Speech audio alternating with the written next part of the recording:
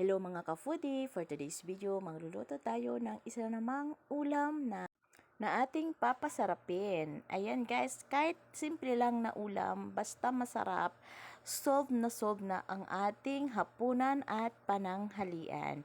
Ayan guys, nagisa lang ako dito ng ating red bell pepper, yung red, or kaya naman, pag wala naman red ay okay lang yung ating green na i-stir fry. So na guys, sinunod ko na rin ang ating carrots at patatas. Ayan. So, pa-brown lang natin ng konti ito. Guys, niluluto ko ito kasi pico-fried ko muna siya ng ganyan para hindi siya madurog ang ating carrots at patatas. Yung iba kasi dinediretso na, pero pwede rin naman ganun guys. Pero kanya-kanya lang tayo ng luto. At ginisa ko na rin ang ating sibuyas. So ako kasi guys, minsan inuuna ko yung sibuyas at minsan naman yung bawang. Ayan. So depende sa inyo guys kung alin yung uunahin yung gisahin. So sa akin kasi, ang sibuyas minsan, kadalasan, hindi lang minsan, kadalasan is sibuyas ang aking inuuna kasi parang feeling ko kasi guys, mas madaling maluto o mag-brown ang ating bawang, kaya yung ating sibuyas muna ang aking inuuna dito para hindi siya masunog. Ayan, so pagkatapos yun guys, pag okay na at ilalagay na natin yung ating manok, ayan, so ganyan lang ganyan lang kalalaki ang ating pagluto sa ating manok. At hintayin lang natin na mag-brown ng konti at lalagyan na natin ito ng konting soy sauce. Ayan guys, depende sa inyo kung ito ay inyong lalagyan, pero sa akin, my own version guys, nilalagyan ko ito ng konting soy sauce para mas malasa ang ating manok na lulutuin for today. Ayan guys. So pag okay na, pag medyo nag-brown na ang balat nito, ilalagay na natin ang caldereta mix. Ayan, so yung mamasitas ang aking ginamit dito guys. Sa aking pagluluto ay hindi ko siya tinutunaw sa mainit na tubig or sa tubig. Ito ay dinidiretso ko, niluluto na. Ayan, ganyan kasama ang manok para naman para kasi feeling ko mas masarap ang ganitong pagluto. Ayan guys. So ito ay calderitang chicken na ito ay napakasimple lang at madali lang lutuin ang ating lulutuin for today's video guys.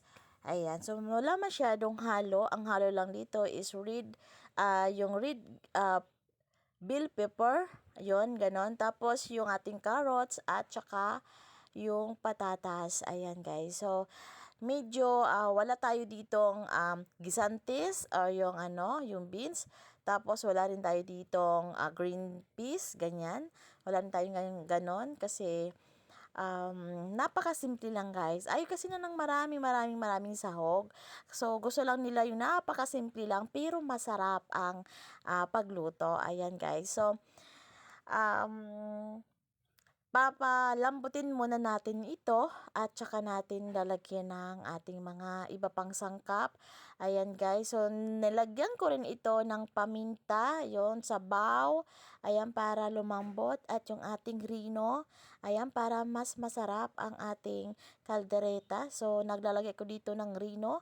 Ayan, depende sa inyo sa gaano karami ang inyong manok. So sa akin, pag kalahati lang ganyan, pag kunti lang is kalahati lang din naman na rino. At hindi mawawala sa akin kapag kaldereta ay yung peanut butter. Kasi yun yung pampalapot sa ating niluluto guys. Ayan, so parang Bicol style ang aking pagluto dito. Kasi parang mas masarap kasi pag may peanut butter ang kaldereta. Kahit anong kaldereta guys, kahit yung pork kaldereta, yung beef kaldereta, at yung iba pa. So, mas masarap pag mayroong peanut butter. Ayan. So, nilagyan ko rin ito ng tomato sauce at saka tomato paste. Kunti lang guys para magkaroon lang ito ng kunting kulay ang ating kaldereta. Ayan, so kung ayaw naman nyo lagyan ng tomato paste or kaya yung tomato sauce, okay lang din naman guys. So kasi meron na tayong mamasitas na yung powder. Hintayin lang natin ito lumambot ng konti at maiga ng konti at saka natin ilalagay yung ating iba pang sangkap tulad ng carrots at patatas. Ayan guys, so hintayin lang natin guys. So pakuluan lang natin ito at hintayin lang natin maluto ang ating caldereta. Ayan. So ayan na guys. Ganyan, napakasimple lang ang ating pagluto for today. At lalagyan ko rin ito ng konting asukal para merong konting tamis ang ating luto. Ayan. So, pwede rin naman yung brown sugar or white sugar. Depende sa inyo guys, sa inyong panlasa. Ayan. So, kailangan titikpan natin para matansya natin kung ito ba ay okay na at pag kulang pa, dadagan natin ng kunting asin. Ayan guys. So, nilagay ko na rin ang ating carrots at patatas. Ayan. So, ito ay malapit ng maluto guys. Kasi yung carrots at patatas ay luto na. So, kunting ano na lang to, pakulo lang. Ayan. Hintayin lang natin siyang maluto. Ayan. Okay na siya mamaya-maya. At kailangan nating tikman ito guys. Okay. So, ayan, tinakpan at binuksan natin after 5 minutes. Ayan na siya. So, nilagyan ko siya ng sili. Ayan, at nilagay ko na rin yung ating red bell pepper. So, yung ating nilagay dito ay napakakunti lang talaga guys. Kasi, hindi sila mahilig sa mga halo na gulay. Ayan, so ganyan lang ang aking pagluto. So, pagkain natin ng konti para masarap ang ating sabaw ng kaldereta. Ayan guys. Mas masarap kasi nito yung medyo may lapot ng konti. Ayan. Ganyan na guys. Ito ay luto na. Thank you for watching. Bye!